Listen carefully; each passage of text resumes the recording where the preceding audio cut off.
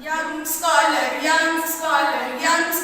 के साथ चलो, यंग स्कॉलर के साथ बढ़ो। पाकिस्तान का मतलब क्या? ला इलाहा इल्लल्लाह। पाकिस्तान का मकसद क्या? ला इलाहा इल्लल्लाह। यंग स्कॉलर का मतलब क्या? ला इलाहा इल्लल्लाह। यंग स्कॉलर का मतलब क्या? ला इलाहा इल्लल्लाह। यंग स्कॉलर का मनहज क्या? ला इलाहा इल्लल्लाह। यंग स्कॉलर की मंजिल क्या?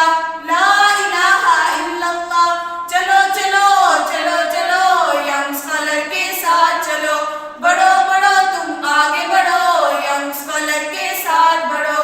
यंग स्कॉलर के साथ चलो, तलबा को बेदार करो, जज्बे से सरशार करो, बातिल को बिस्मार करो, दीन का चर्चा आम करो, दीन का रोशन नाम करो, जुल्म का पहिया जाम करो, हक का तुम प्रचार करो।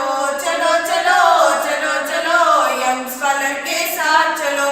बढ़ो बढ़ो तुम आगे बढ़ो, यंग स्कॉलर के साथ बढ़ो। कुरान को भी पढ़ना है, हदीस को भी पढ़ना है, बन के गुलाम रसूल।